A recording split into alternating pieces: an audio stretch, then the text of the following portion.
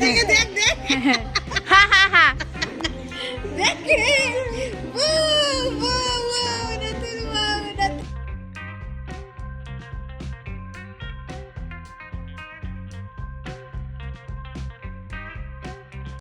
Good morning everyone, welcome back to my channel to a new blog. আজকে হচ্ছে 28শে জুলাই সোমবার, আর এখন সময় হয়ে গিয়েছে সকাল 10টার মতন।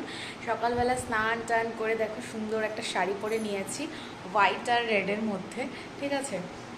তো যাব হচ্ছে শিব ঠাকুরের পুজো দিতে, শিব ঠাকুরের মাথায় জল ঢালতে, তো ওখানেই যাব। তো চলো বাড়িতে আগে ঘরের পুজো দিয়ে নিব, তারপরে যাব আমাদের বাড়ির ওখানে মন্দিরে, ওখানেই যাব। আর আজকে মার ওখানেই থাকবো সারাক্ষণ। তো সব কিছু তোমাদের সাথে শেয়ার করব, তোমরা পুরো ব্লগটা দেখতে থাকো, স্কিপ করো না। আশা করি তোমাদের ভিডিওটা ভালো লাগবে। তো চলো রেডি হয়ে গিয়েছি, ফার্স্টেই আগে নিচে ঘরে ঠাকুরকে পুজো দিয়ে নিই, তারপরে যাব। চলো, এই দেখো শাড়ি পরে নিয়েছি, জানি না কেমন লাগছে কতটা কি, কারণ আমি অতটা ভালো ঠিক করে পরতেও পারি না। তো যাই হোক, এই যে একটু হালকা করে রেডি হয়ে নিয়েছি। তো চলো যাই, গিয়ে তোমাদেরকে সবটা দেখাচ্ছি, তোমাদেরকেও সঙ্গে করে নিয়ে যাচ্ছি। চলো, এই দেখো বাড়িতে চলে এসেছি, এখন ঘরে ঠাকুরকে একটু পুজো দিয়ে নিব, তারপরে যাব মন্দিরে। এই দেখো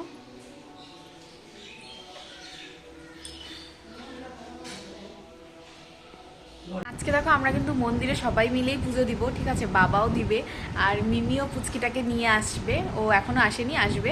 তো কিছুক্ষণ পর আর কি পুজো দিতে যাব, সব কিছু তোমাদেরকে দেখাবো। ফার্স্টে তো আমি ওই বাড়ির থেকে পুজো দিয়ে এসেছি, এখন হচ্ছে বাড়িতে এসে পুজো দিয়ে নিলাম, এখন তারপরে যাব হচ্ছে মন্দিরে।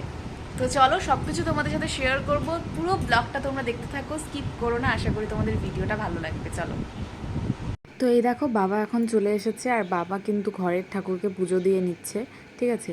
তো ভেবেছিলাম যে মিমিও হয়তো তাড়াতাড়ি চলে আসবে, কিন্তু মিমি একটু দেরি হবে, সেই কারণে আমি আর দেরি করব না, মানে আমি আর মা। তো এই দেখো সুন্দর করে সব কিছু গুছিয়ে নিচ্ছে। আর এই যে বেলপাতা বেল দেখতে পাচ্ছ, এগুলো কিন্তু আমাদের বাড়ির গাছের, এগুলো নিয়ে এসেছিলাম। আর বাদ বাকি সব কিছু মা সুন্দর করে সাজিয়ে আগের থেকেই রেখেছিল, তো এগুলো ভালো করে ধুয়ে নিচ্ছে। তো চলো, কারণ মিমির অনেকটাই দেরি হবে, সেই কারণে আমরা এখন চলে যাব, আমি, মা আর বাবা। তো আমাদের তিনজনের জন্যই সব কিছু গুছিয়ে নিয়েছে মা, এই যে।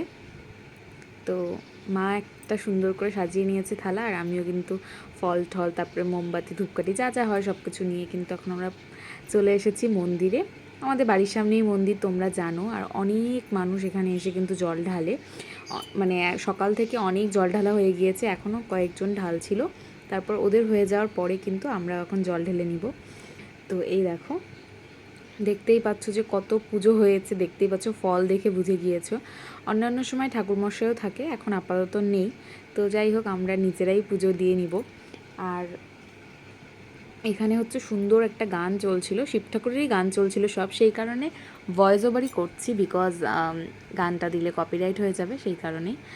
তো ফার্স্টে বাবাই ঢেলে নিচ্ছে, কারণ বাবার আবার দোকানেও যেতে হবে তাড়াহুড়ো করে। তো এই যে দুধ জল যা যা হয় পুজোতে, যা যা লাগে সব কিছুই করে নিচ্ছে, মাও ঢেলে নিচ্ছিল।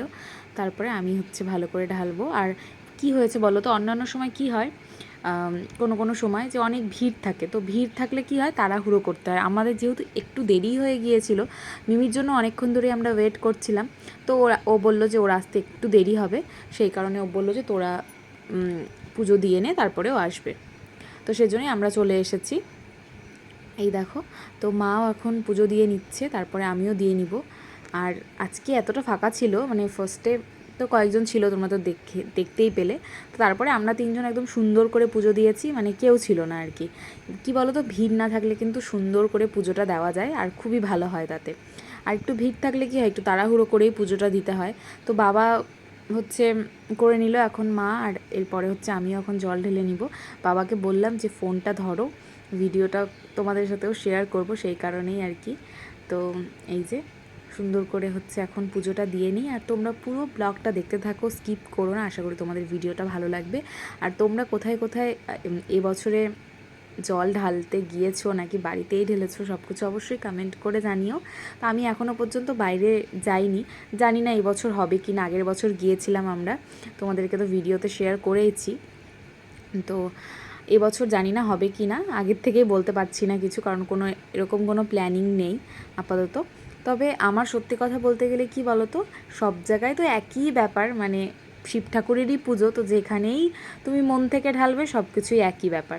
তাও গেলে ভালো লাগে, এরকম না যে সেখানে যাওয়া যাবে না, অবশ্যই ভালোই লাগে। তো না হলেও অতটা কোনো ব্যাপার না। তো এখানে মন্দিরে দেখো সুন্দর করে পুজোটা দিয়ে নিচ্ছে আমি, মা, বাবা সবাই মিলে।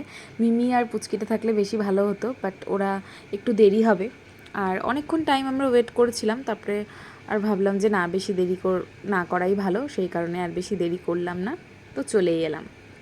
কারণ মাকে আবার এসে রান্নাবান্নাও করতে হবে, সেই কারণে আর বেশি দেরি করা যাবে না।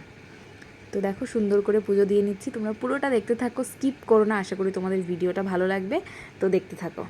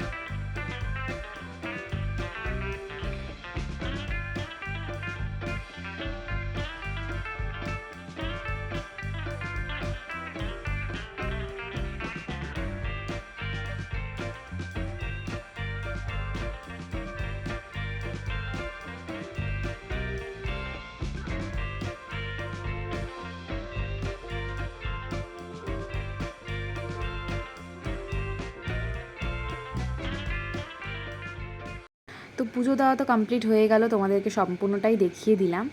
আর এখন হচ্ছে আমাদের এখানে কিন্তু অনেক মন্দির রয়েছে, তোমরা যারা আমার রেগুলার ব্লগ দেখো বা আগের থেকে আমার ভিউয়ার্স, তারা সবাই জানো, কিন্তু যারা নতুন তারা হয়তো জানো না। কিন্তু এখানে অনেক মন্দির রয়েছে, শিব মন্দির রয়েছে, গোবিন্দ মন্দির রয়েছে। তো এখানে পুজো দিয়ে তারপর আমরা গোবিন্দ মন্দিরে একটু দেখো পুজো দিয়ে নিয়েছি, তারপরে কিন্তু চলে এসেছি কালী মন্দিরে। এই যে মায়ের মন্দিরেও কিন্তু শিব ঠাকুর রয়েছে, আর এখানেও পুজো দিয়ে নিলাম। তারপর আমাদের পুজো দেওয়া হয়েছে, তারপরেই কিন্তু মানে বেরোবো আর কি, তখন হচ্ছে গিয়ে এই যে কিয়ান চলে এসেছে আর মিমিও চলে এসেছে।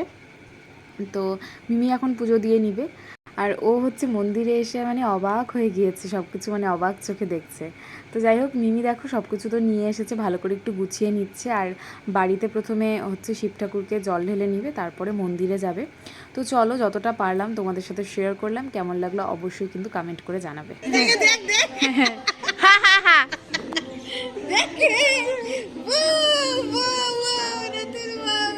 তো আমাদের সবার তো পুজো দেওয়া কমপ্লিট। তারপরে দেখো মা সকালবেলা এখানে করেছিল সেদ্ধ ভাত, মানে ভোগ চালের সেদ্ধ ভাত, ঘি দিয়ে কিন্তু খেতে দারুণ লাগে, সব সবজি দিয়ে করেছিল।